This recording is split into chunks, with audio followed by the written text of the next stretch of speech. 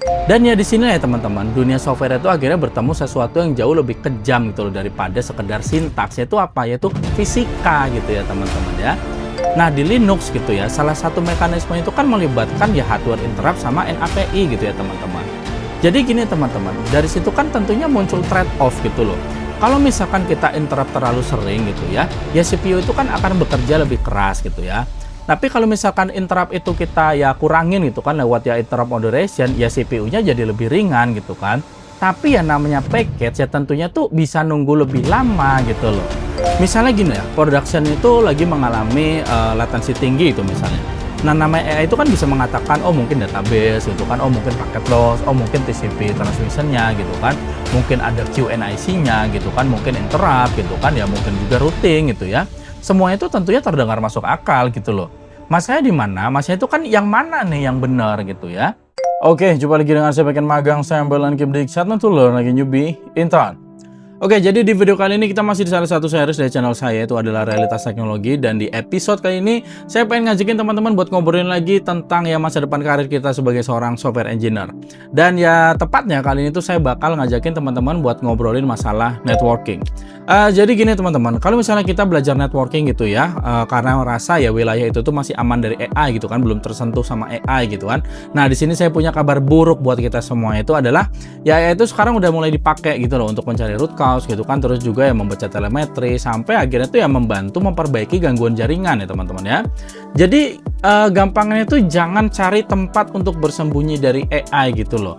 Tapi ya kita tuh perlu mencari ya bagian dari engineering yang ngebuat AI itu ya harus gampangannya itu tunduk gitu pada ya kenyataan yang ada gitu ya. Dan ya untuk melihat itu kita harus kemana? Kita harus turun sampai ke dalam kabel. Kira-kira itu yang bakal kita bahas di episode kali ini. Jadi gimana pembahasannya? Simak video sampai habis, dan biar gak banyak cincong kita langsung aja let's get it on. Please like, share, comment, and subscribe.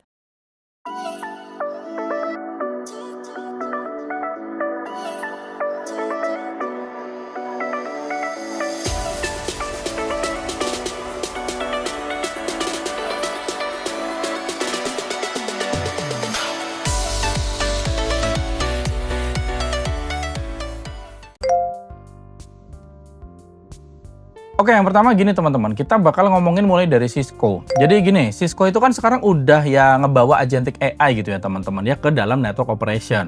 Jadi bukan sekedar chatbot yang menjelaskan kayak apa itu routing gitu ya, bukan sekedar itu gitu loh. Jadi sistemnya itu tuh udah diarahkan untuk yang ngebaca kondisi jaringan gitu kan, terus juga mengorelasikan telemetri, mencari root cause gitu kan, dan tentunya ya membantu menjalankan perbaikan juga gitu ya. Jadi ya teman-teman, anggapan bahwa networking itu bakal aman gitu ya teman-teman ya, karena terlalu teknis buat AI, itu tuh mulai nggak bisa lagi gitu loh teman-teman, kita beranggapan seperti itu gitu ya. Jadi kan konfigurasi itu tentunya bisa dianalisis gitu kan, terus juga log itu bisa dibaca gitu ya, terus juga ya topologi itu kan bisa banget dipetakan gitu loh. Sampai ya namanya anomali-anomali itu kan bisa dicari gitu ya teman-teman ya. Jadi bahkan gini, namanya troubleshooting itu kan udah mulai bisa diotomasi juga gitu loh. Jadi kalau strategi kita itu adalah dengan udah saya pindah ke area networking aja lah gitu kan, karena ya di sini masih aman gitu buat dari AI gitu ya.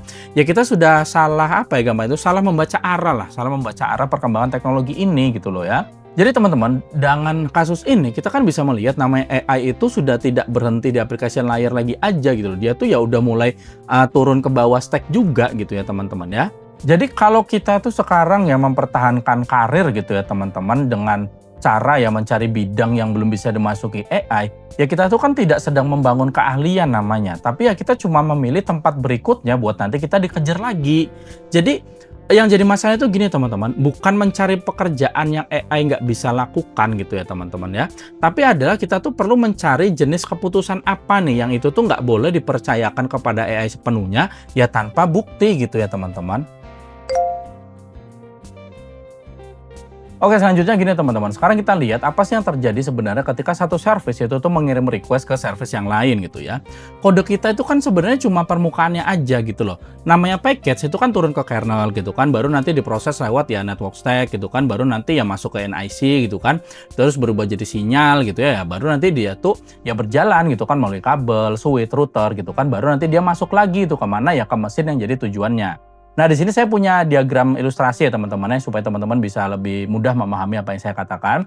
Jadi gini teman-teman, kita lihat alurnya di sini ya. Jadi namanya application, dia itu kan hanya menghasilkan data. Nah, setelah itu kan ya paket itu masuk ke kernel gitu kan, melewati scheduling dan juga mekanisme interrupt gitu kan, baru masuk ke NIC, lalu dia tuh baru benar-benar dikirim melalui medium fisik. Nah, di sini tuh ada dua batas yang tidak bisa kita abstraksikan begitu aja ya teman-teman ya. Pertama itu tentunya ya processing cost-nya gitu kan. Jadi seberapa agresif CPU itu harus merespon package yang datang gitu loh. Nah, yang kedua itu adalah propagation cost. Jadi seberapa jauh nih sinyalnya benar-benar harus bergerak. Jadi kita tuh bisa mengubah software, kita bisa mengubah tuning gitu kan, kita juga bisa membedakan workload gitu ya. Tapi ya setiap optimasi tentunya tuh tetap harus membayar salah satu biaya itu gitu ya teman-teman. Jadi itulah bedanya ya optimasi kode gitu ya dengan performance engineering. Jadi namanya engineer itu tuh harus tahu di layer mana namanya waktu tuh sebenarnya tuh lagi hilang gitu loh. Dan ya di sini ya teman-teman, dunia software itu akhirnya bertemu sesuatu yang jauh lebih kejam gitu loh daripada sekedar sintaks. Yaitu apa? Yaitu fisika gitu ya teman-teman ya. Jadi gini, Google Cloud itu kan bahkan menunjukkan contoh sederhana ya teman-teman. Jadi cahaya di dalam ya fiber itu kan bergerak sekitar 200.000 km per detik. Jadi untuk perjalanan ribuan kilometer ya tentunya kan sebelum application code itu melakukan apapun gitu kan, kita tuh udah punya latency floor yang dia itu ya secara fisik memang nggak bisa kita hapus gitu ya teman-teman. Dan ya ketika namanya package itu sampai ke server, ya masalahnya itu kan tentunya jadinya belum selesai sampai di situ gitu loh. NIC itu kan tetap harus memberitahu CPU itu kan bahwa ada pekerjaan gitu ya. Nah di Linux gitu ya, salah satu mekanisme itu kan melibatkan ya hardware interrupt sama NAPI gitu ya teman-teman. Jadi gini teman-teman, dari situ kan tentunya muncul trade-off gitu loh. Kalau misalkan kita interrupt terlalu sering gitu ya CPU itu kan akan bekerja lebih keras gitu ya. Tapi kalau misalkan interrupt itu kita ya kurangin gitu kan lewat ya interrupt moderation, ya CPU-nya jadi lebih ringan gitu kan. Tapi ya namanya package ya tentunya tuh bisa nunggu lebih lama gitu loh. Jadi gini teman-teman, ini tuh yang sering hilang gitu loh kalau kita tuh hanya ya melihat sistem dari IDE-nya kita gitu ya.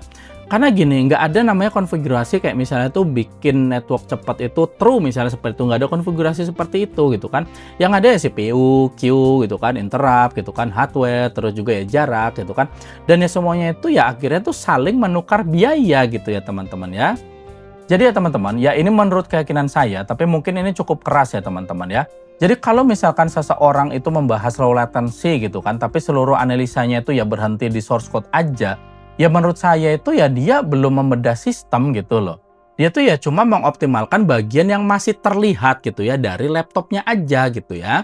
Jadi ya begitu namanya package itu meninggalkan application layer, ya tentunya kan argumentasi kita tuh ya harus bisa tunduk pada kayak misalnya scheduler gitu kan, hardware, topologi gitu kan. Dan akhirnya ya kembali lagi ke hukum fisika gitu ya teman-teman.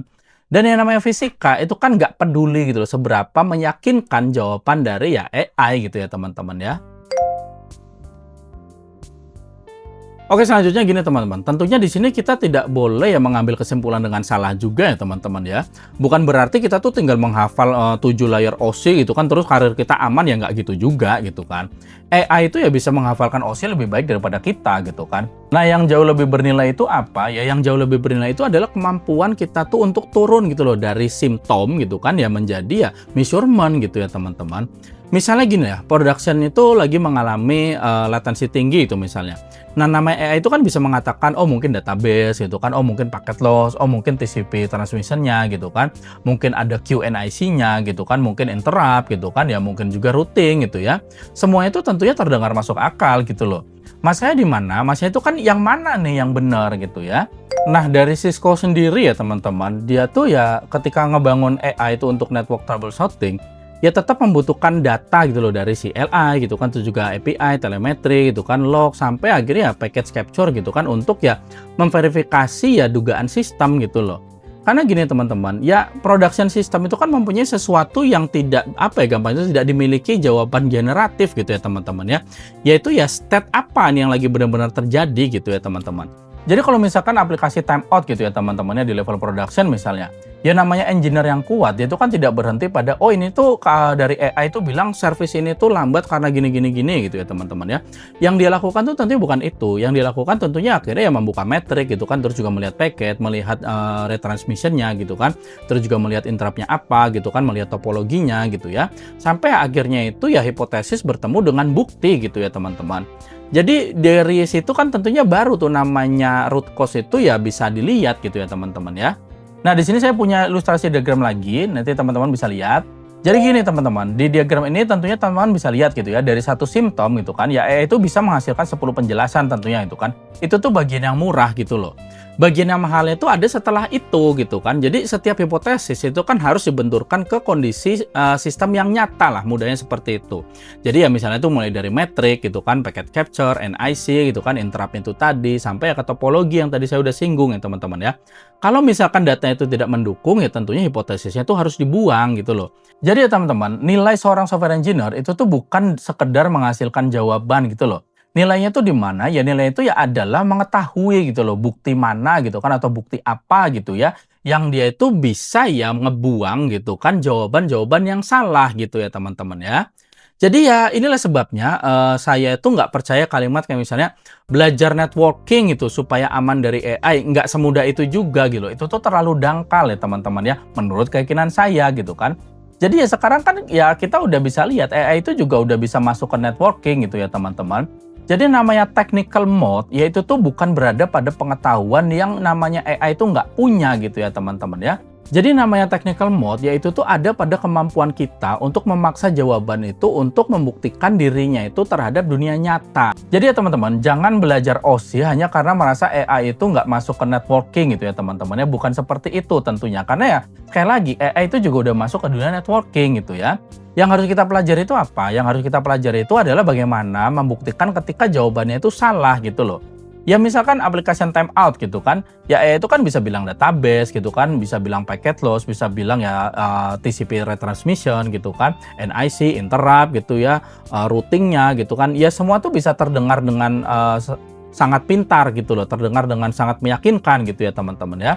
Tapi sebelum kita itu punya metrik gitu kan, terus juga punya packet capture gitu ya, terus juga ya kondisi networknya sebenarnya ya teman-teman, ya semuanya itu kan cuma hipotesa aja gitu ya teman-teman ya. Namanya technical mode engineer itu tuh bukan mengetahui sesuatu yang AI nggak tahu gitu loh, bukan itu gitu loh. Tapi ya dia tuh mengetahui bagaimana membuktikan AI ketika AI-nya ini ya lagi halusinasi gitu ya teman-teman ya. Oke teman-teman, tentunya dari semua yang udah saya sampaikan tadi, kita bisa simpulkan ya teman-teman ya, AI itu tentunya akan terus turun gitu loh ke layer yang semakin teknis. Jadi ya kita tuh berhentilah mencari tempat yang belum bisa dimasukin sama AI gitu ya teman-teman ya. Yang perlu kita lakukan tuh adalah belajar untuk masuk lebih dalam gitu kan ke dalam sistem, sampai ya setiap jawaban itu harus ya berhadapan dengan ya namanya hardware, package gitu kan, terus juga waktu dan tentunya bukti nyata ya teman-teman. Karena ya sekali lagi AI itu kan bisa menghasilkan penjelasan, sudah tentu kita udah sadari itu gitu kan. Tapi yang namanya realitas ya tentunya dia itu yang menentukan apakah penjelasannya itu benar. Jadi sekali lagi selamat datang di Realitas Teknologi. Oke, jadi itu aja yang saya sampaikan di episode kali ini. Saya harap ini bisa bermanfaat buat teman-teman semua. Thank you for watching dan salam backend magang.